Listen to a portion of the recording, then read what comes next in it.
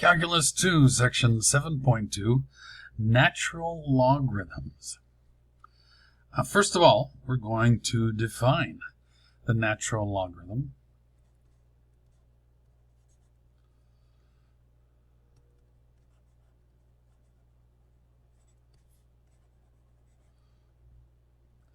And it is the value of an integral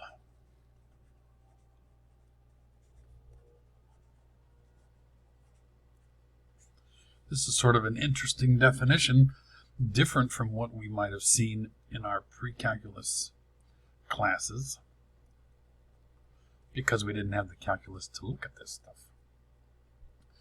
So, the natural log ln x looks something like this. It never reaches 0. It crosses through 1. This is the log base e. Leonhard Euler was the one who was credited with, I guess, finding this, discovering this. But we're also going to look at the 1 over x graph.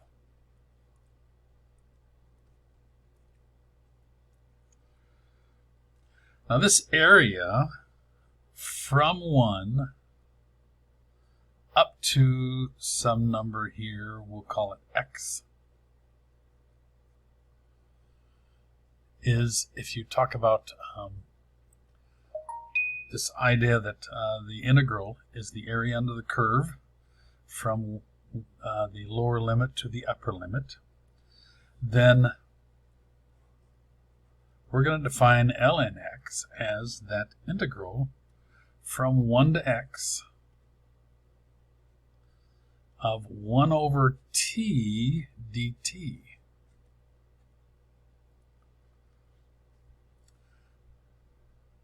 X has got to be greater than 0. So if you look at this area after 1, it is positive. And the area before 1, but greater than 0, is negative, which is the way the natural log is defined here. Right? After 1, it's a positive value. Before 1 and after 0, between 0 and 1, is a negative value. Now, if we want to get specific, the number e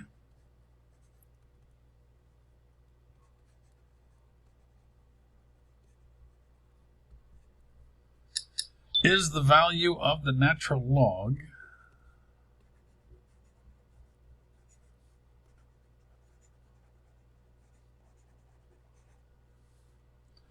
where ln e, this is an n, ln e equals 1, or if we want to think of it, the integral from 1 to e of 1 over t dt is equal to 1, because this is the natural log from 1 to x, same as this up here, right?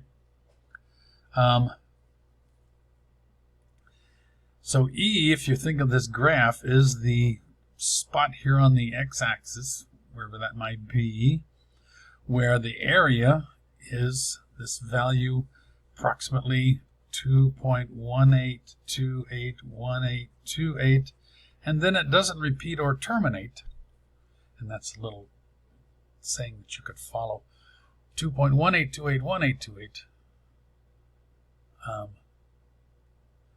but it's a 7 in here. Gosh, 2.7, 18281828. So it's approximately 3, but not quite 3 yet. Now, the derivative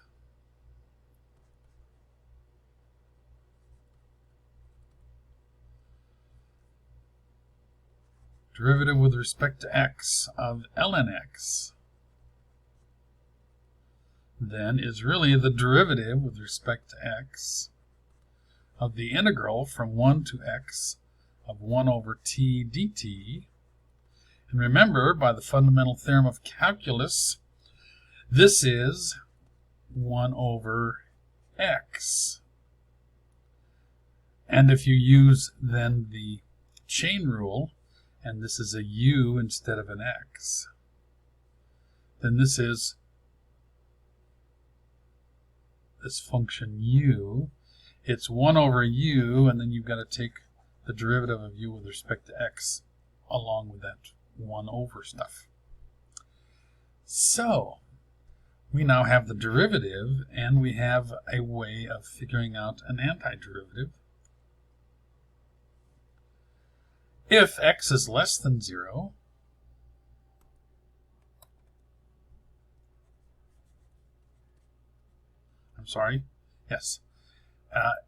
x is less than 0, or when it's less than 0, then the derivative with respect to x of the natural log, the absolute value of x, because it's got to be negative, is 1 over x. Remember, x cannot be 0 here. So instead of if, maybe we should say when. X is less than 0, we take the derivative of the absolute value, because we want this to be greater than, not equal to 0 in this case. Just to remind you of some things, the properties of logs. Our book lists these a little different than you might have seen in pre-calculus. The product rule, which is the natural log of some constant b times x. They're using b as a constant and x as a variable. So this is ln b plus ln x.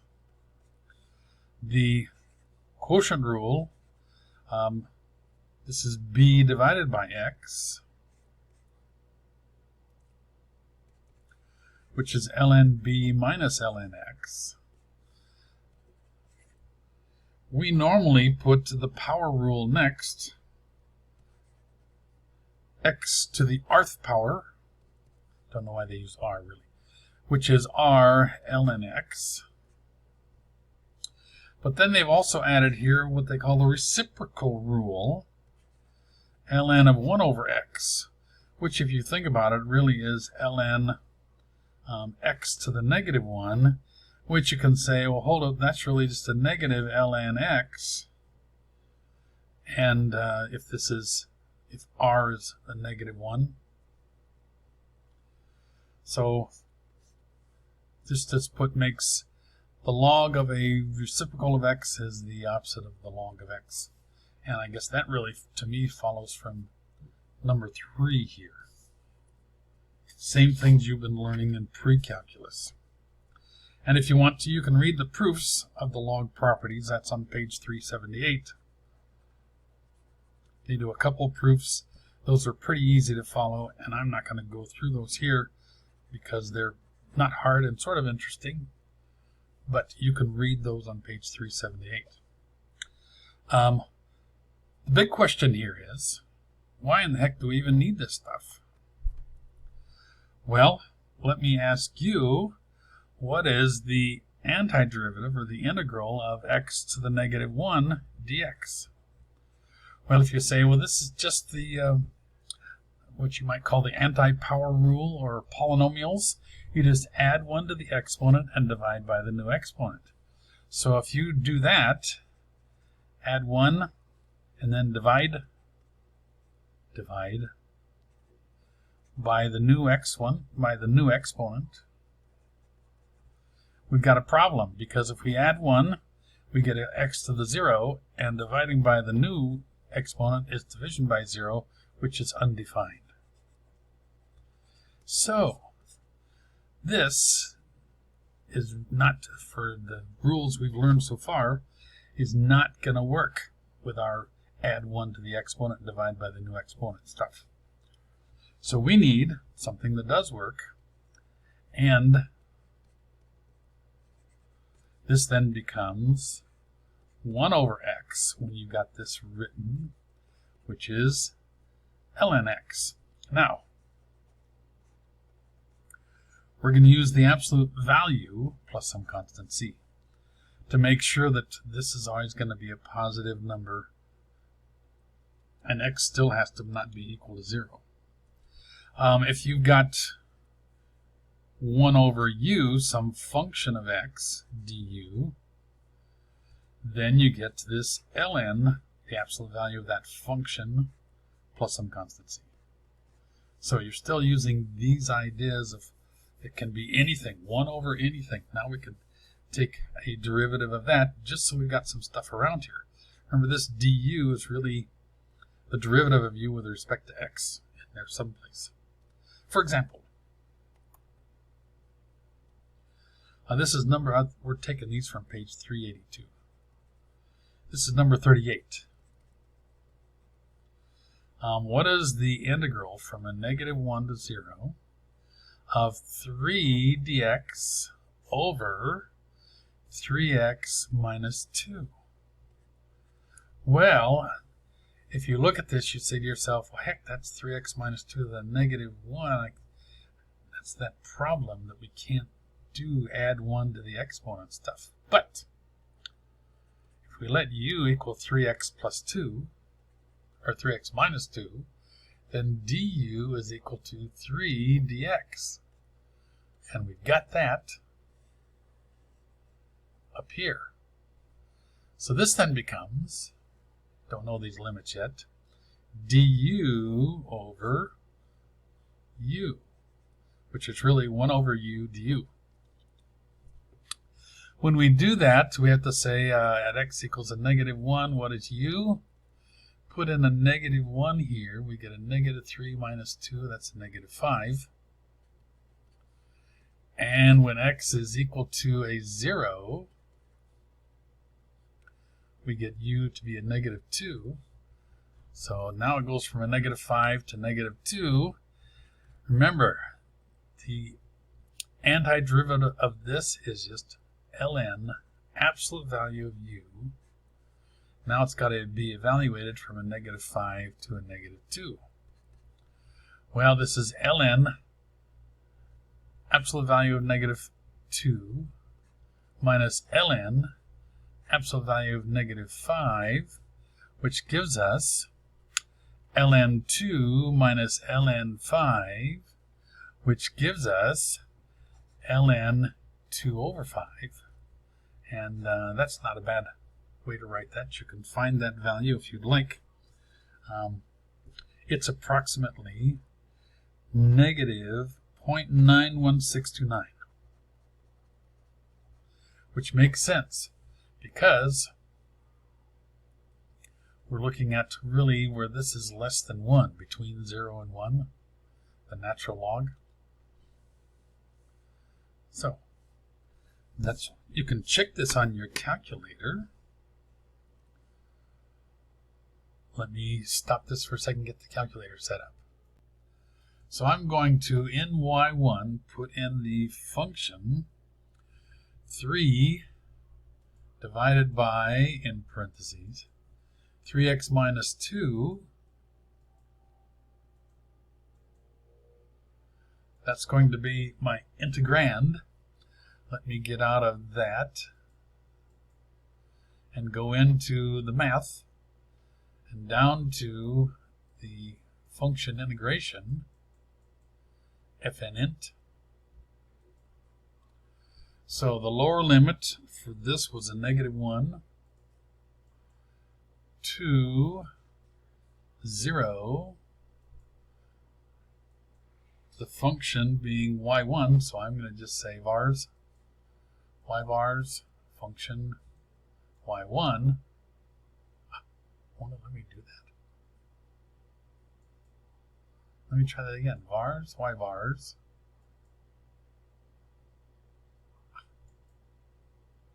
function y1. Oh, okay. I wonder why that did that. Sometimes my mouse is not working with respect to x, and then I can press enter and get that -0.91629 that I got. So this should work. You can check these, make sure you've got it right. You can also put in the natural log of 2 over 5.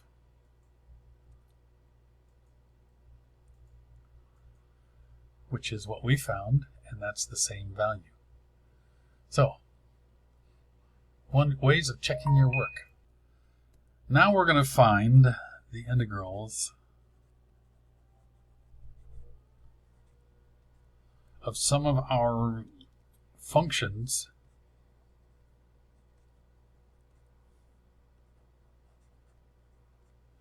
that we couldn't find before. Remember, the derivative of tangent was secant squared, so the antiderivative of secant squared was tangent.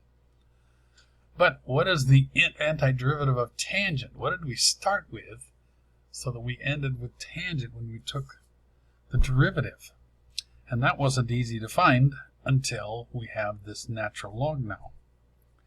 So we're going to say, what is the antiderivative of the tangent of x dx? Now that we can do quotients, we'll do sine x over cosine x dx. We're going to let u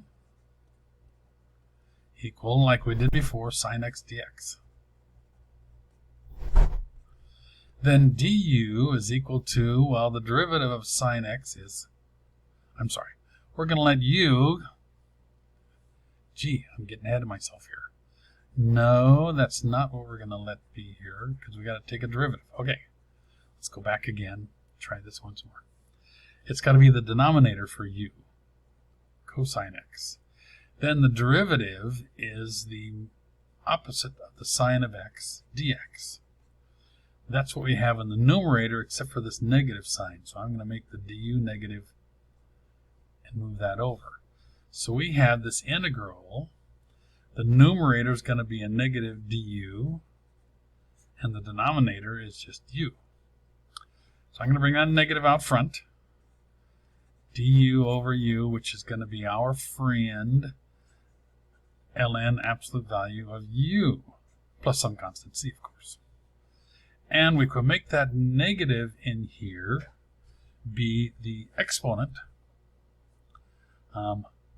So this is going to be ln of 1 over u, absolute value, plus some constant c.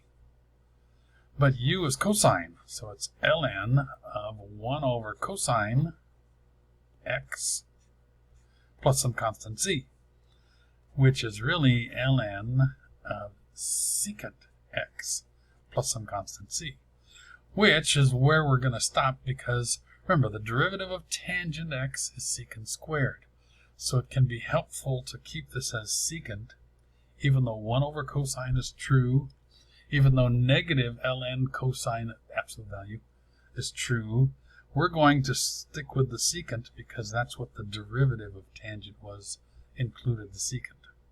So the antiderivative of tangent x means we started out with the natural log of the absolute value of secant of x. Cotangent is going to be the same idea. We can run through things almost the same,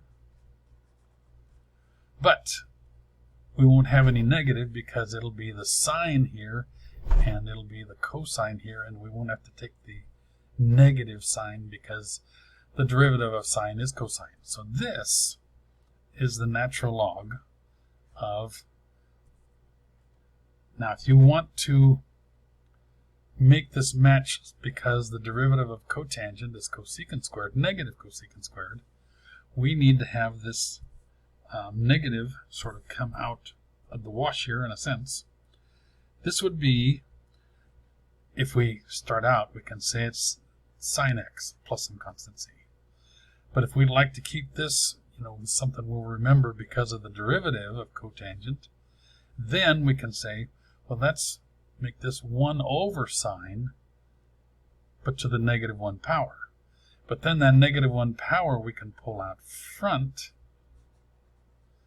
and 1 over sine is cosecant plus some constant c. So the reason we memorize it this way is because of our derivatives that we've learned by memory. But you can do this a lot of different ways because of the trig functions, so many ways to do it.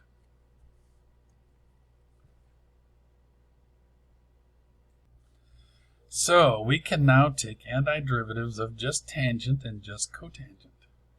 But substitution might be nice to have around still. We're going to let u equal 3x the argument, so we can have tangent u. That means that du is equal to 3 dx. Well, we almost had that. We got 6 dx. So if we multiply both sides by 2, we get 6 dx. So now we're going to replace the 6 and the dx with a 2 du. Get our limits later.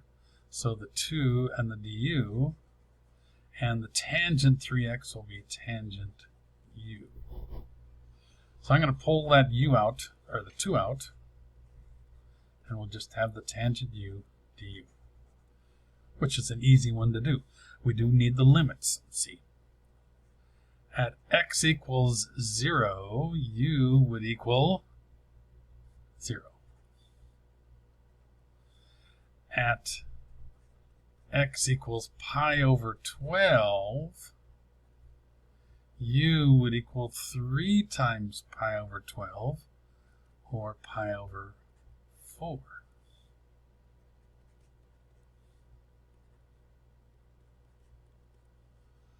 So this is 2. The tangent is the natural log ln of the absolute value of the secant of u evaluated from 0 to pi over 4. Well, this is 2 times, okay. This is the natural log, the secant of pi over 4.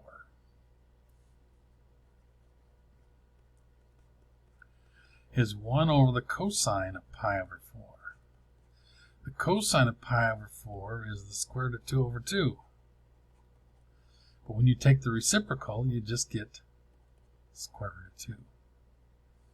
So this is ln secant pi over 4 absolute value of the square root of 2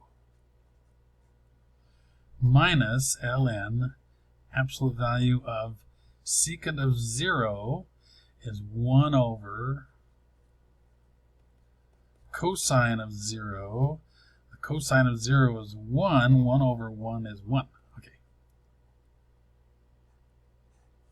So this is really 2. Now let's see. When you subtract natural logs, you divide. So this is really ln square root 2. Or you can say, hold it. This 2 out front, that can be the exponent of the argument of this log, and the square root of 2 squared is just 2. Cool. These might come out nice like this all the time. I don't know.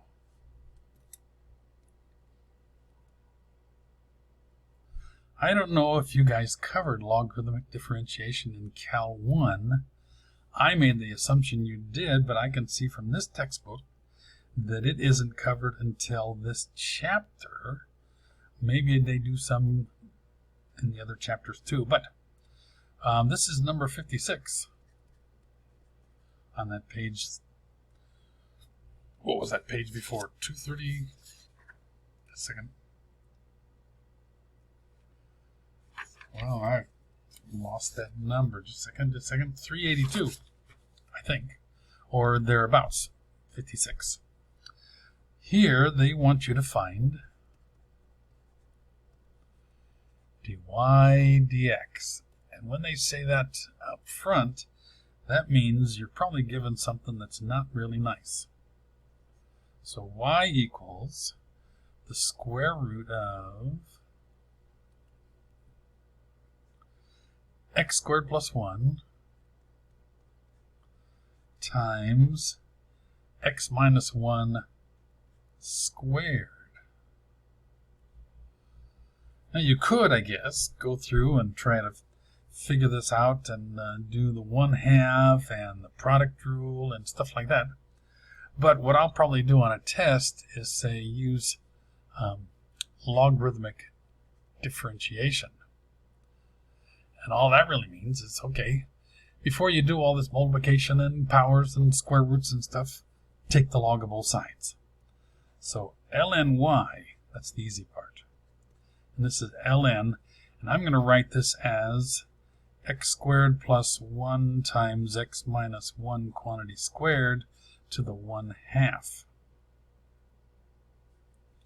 Because ln y then would equal 1/2 ln x squared plus 1 times x minus 1 squared, which would be the same as 1/2, now I can put some square brackets here, ln of the first, x squared plus 1, plus ln of the second one, which is x minus 1 squared. But hold it, that means that this is 1/2 times, well, you can't split this one up, so this ln x squared plus 1 is sort of got to stay there. But this now becomes 2 ln x minus 1 .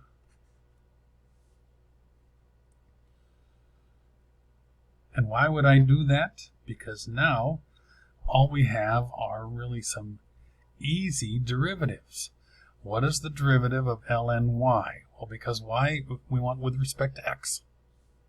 Since y we don't know, it is a function of x, we assume it is 1 over y dy dx. So this is your implicit differentiation helping here.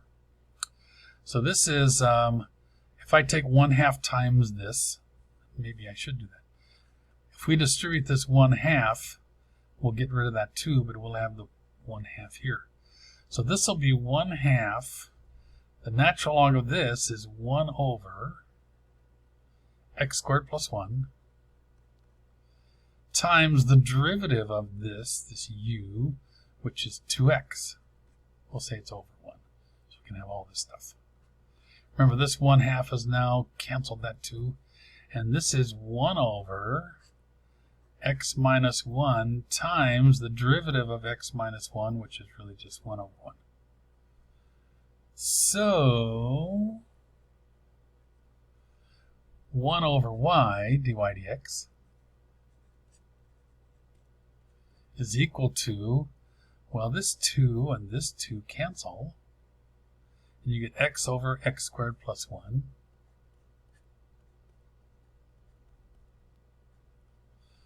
plus 1 over x minus 1. And now we just multiply both sides by y.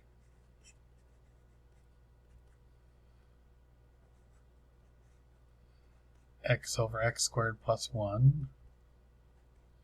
1 over x minus 1. And the problem here is just, when should I stop doing this algebra? You can put in the y, which is this whole this square root and everything here. You can put that in here. You can even put that to the 1/2 power and distribute that to these two, and you can do an awful lot of work. I'm going to have to be somewhat careful about asking you to do, when to stop, and I'll have to figure that out for the test. But if you do a little more algebra, and it took me a whole page for this stuff, I guess I was sort of done at this point. Or with some algebra, I got it down to, I think this is what the book had, 2x squared minus x plus 1 times the absolute value of x minus 1. And I guess that should be here. I made a mistake. When we took the derivative of this stuff, we should be careful, because we don't know if this is negative, and it's got to be positive for this stuff. This has got to be a positive. So this is also over the x squared plus 1 to the 1/2, that's that square root, and x minus 1. And that